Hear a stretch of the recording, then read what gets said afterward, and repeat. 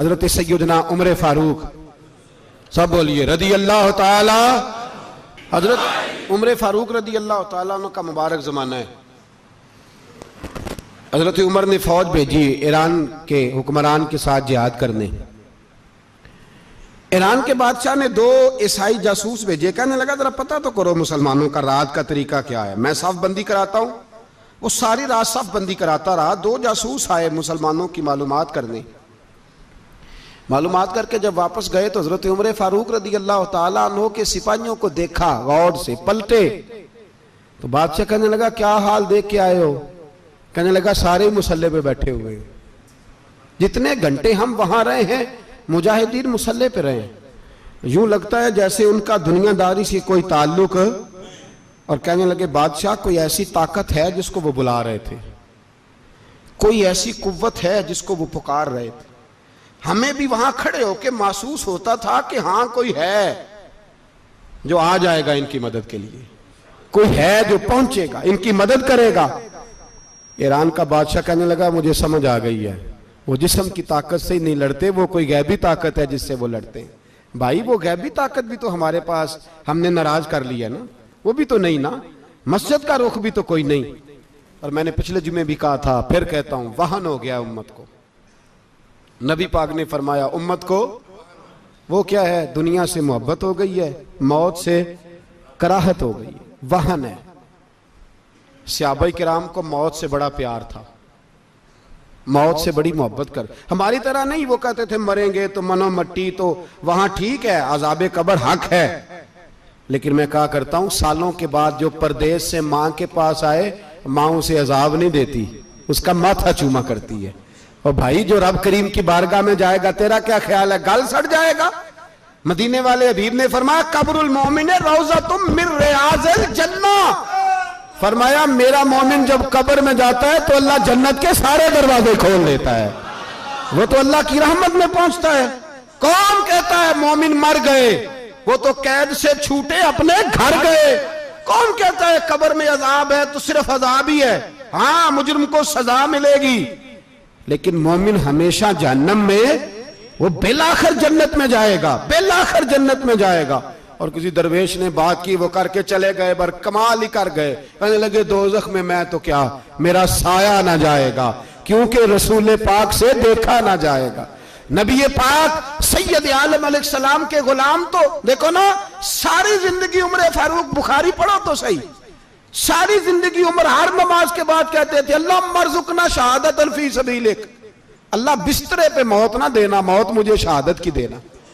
हजरत सैयदना मौला अली शेर खुदा करम अल्लाह ताला वजहुल करीम सारी जिंदगी कहते रहे अल्लाह अली ने मैदान में उम्र गुजारी है, इसे शहादत की मौत अता फरमा। ओ भाई ये तो शहादतें मांगने वाले। हजरत इमाम हुसैन मैदान करबला में खड़े थे, शिमर कहने लगा हुसैन तेरी चारों जानिब मौत है, तो आप फरमाने लगे तुझे अभी हमारा पता ही नहीं, मौत से तो हमारा प्यार चलता है। और फरमाया ये शहादत तो हमारा पीछा करती है, पहुंच जाती है जहां हम होते हैं, मौत से डरा रहा है। मुसलमान का मरने को दिल नहीं करता, वरना वो इतनी बड़ी कोठी में कौन रहेगा। मरने को दिल इसलिए नहीं करता कि वो जो 6 करोड़ 10 करोड़ डॉलर लूट के रखे, मर गए तो खाएगा कौन। वो फकीर फाका मस्त थे, उनका घर ही कोई नहीं था, उनके बैंक बैलेंस ही कोई नहीं थे। वो कहते थे घर हमारा है वो जो हमारे रब ने तैयार किया हुआ है, हमारा बैंक बैलेंस है वो जो हमें जन्नत में जाके मिलेगा। उनका तो ये खाता ही कोई नहीं था, इसलिए वो शहादत की। हजरत उमर बिन जमू रदी अल्लाह ताला अन्हु मैदाने ओहद में 4 बेटे लेके आए। कितने बेटे बोल के बताए? 4 बेटे लेके उमर बिन जमू आए, और खुद एक टांग से लंगड़े से आप ही हैं, टांग छोटी है। हुजूर के सामने खड़े हुए कहा महबूबा मेरे 4 ही थे, मैं 4 ही ले आया हूं, कबूल कर ले। तो हुजूर ने फरमाया तू क्यों तलवार ओढ़े आया है, ये तूने क्यों गले में असला डाला हुआ है? कहा या रसूलल्लाह मैंने भी तो जाना है ना। तो हुजूर ने फरमाया 4 बेटे जो हैं। तो हजरत उमर बिन जमू ने बात की, सहाबा कहते हैं हम लबों से मुस्कुरा रहे थे, आंखों से रो रहे थे, क्या अजीब अंदाज है। हुजूर ने फरमाया उमर 4 बेटे जो आ गए तो तू रहने दे। तो हजरत उमर रो पड़े, कहने लगे महबूबा क्या लंगड़े जन्नत में नहीं जाएंगे? क्या हुजूर मैं लंगड़ा हूं तो मेरे लिए जन्नत कोई नहीं? मेरे हबीब पाक सैयद आलम सल्लल्लाहु अलैहि वसल्लम ने फरमाया अमर तो जरूर जन्नत में जाएगा। कहा महबूबा फिर बच्चे बाद में जाएंगे, मैं पहले मैदान में जाऊंगा। एक बीबी 4 बेटे लेके आई उहद में। कहा महबूबा कुल कमाई थी मैं ले आई हूं, मेरे पास कोई और शय होती तो मैं बचा के ना रखती। बेटे दे के ना हाजिरी लगवा के तो वापस दरवाजे पे ले गई।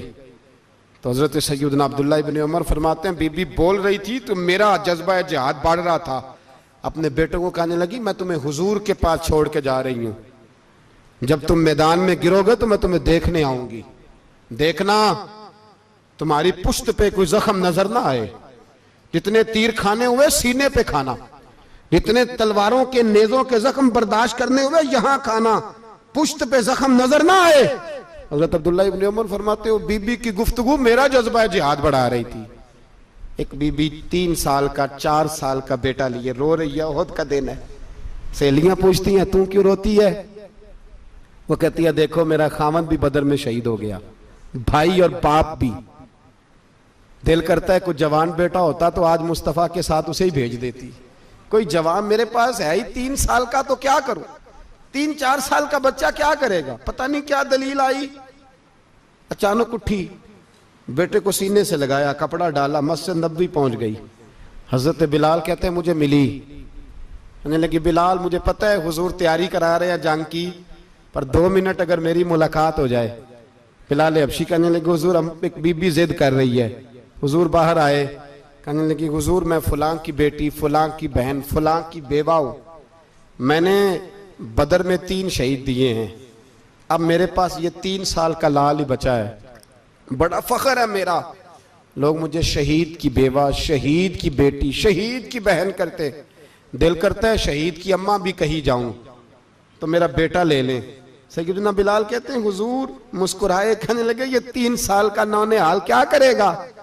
कहते हैं अम्मा का अजीब जज्बा है।